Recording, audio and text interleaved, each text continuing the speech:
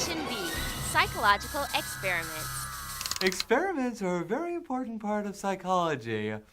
You may be anxious to dive right into wild and wacky behaviors, but psychology is built on experiments. And if you need help learning them, come and see me. I'll show you all about experiments. I even have an extra electronic beanie. Fritz here. Fritz loves to be part of psychological experiments.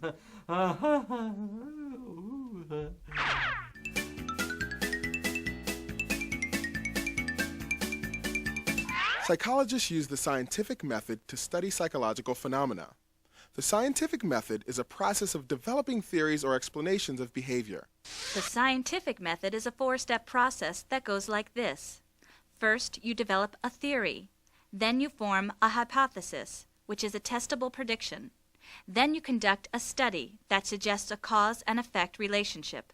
After the study, you take your results and adjust your original prediction. Then you design another study to test your refined hypothesis.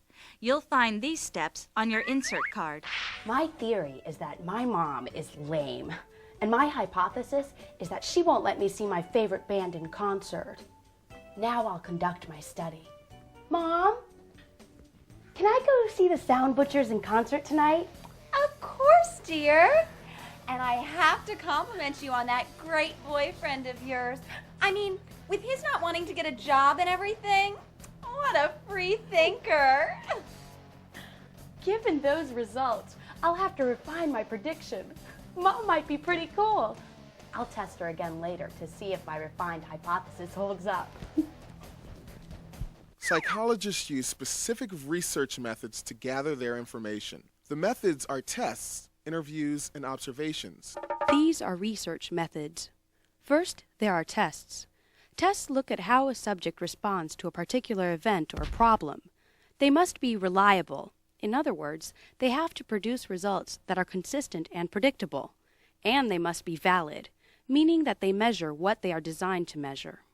Next are interviews, which gather information by studying how subjects describe themselves as they talk with the interviewer. And observations are descriptions that the investigator makes of the subject. You can make observations in either a laboratory setting or a natural setting like someone's home or workplace.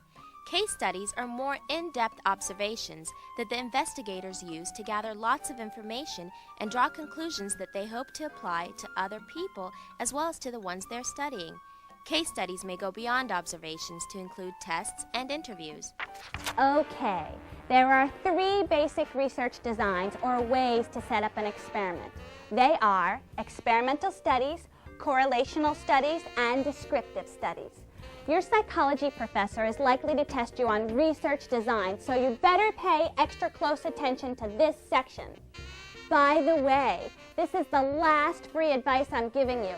Next time, it's going to cost you. Experimental studies give the most solid conclusions when you're testing hypotheses and cause-effect relationships. The investigator manipulates one or more factors in order to see what effect they'll have on behavior or mental processes. The experimental factors that the investigator manipulates to see what will happen are called the independent variables. The effects the investigator gets from the experiment are called the dependent variables. Why dependent? Because the results depend on the independent variables.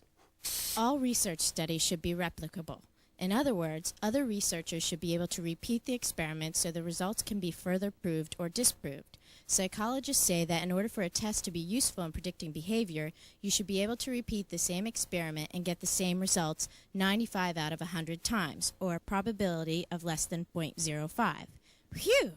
In order for a study to be repeated exactly the way it was done the first time, the researchers who design the study have to carefully describe the independent variables, or the factors they manipulated in the experiment, and they have to describe the dependent variables, or the effect they got from the experiment. They also have to write down a list of exact procedures they followed to do the experiment. All these descriptions are called the operational definitions. It's time for another fun-filled edition of Psycho Jackpot, where your knowledge of psychology can mean big bucks. Welcome to Psycho Jackpot. I'm your host, Art Plinko, and I'd like to introduce you to our contestants. First, we have the lovely Joan Flater from Rockville, Maryland. Hey, Joan. Hi, Art. Yeah, right. Good to see you. And, of course, we have Bob Taskey from Bloomington, Indiana. Hi, Art. Yeah. All right, contestants, here we go. Our first topic tonight is research designs. Okay, now you know the rules. Okay, I'm going to read you a question and give you 3 possible answers to the questions. Now, Joni and Bob, you got to hit your buzzers when you think you know which answer is correct. Here's the first question. What are independent variables? Your answer choices are A, the experimental factors that an investigator manipulates, B, the effects an investigator gets from an experiment. Joan, what's your answer? It's A, Art.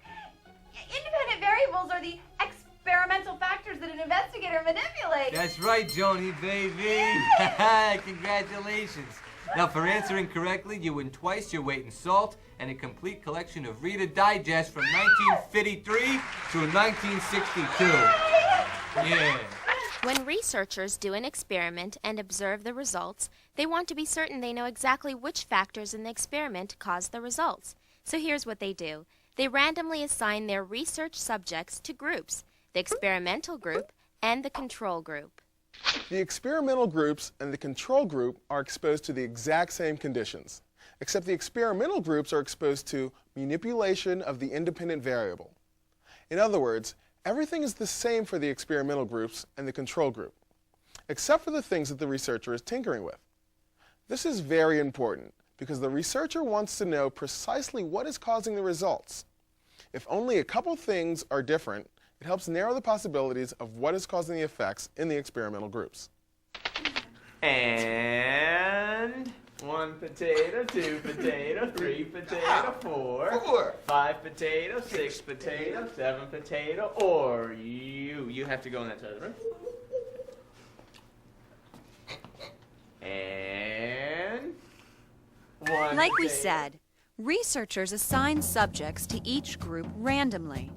In other words, there's no reason why someone's chosen for one group or the other. This helps make sure that the different results between the two groups is not due to differences in the subjects. Well, the best thing you can do is just to start getting out your raw feelings about things that are troubling you. Yes, well, the hardest thing about all this is how we're always being exposed to the manipulation of the independent variable. Aren't we supposed to be assigned to groups randomly? Why am I always in the experimental group? I mean, just once I'd like to experience what it's like to be in the control group. Yeah. You go, girl, and take me with you. The second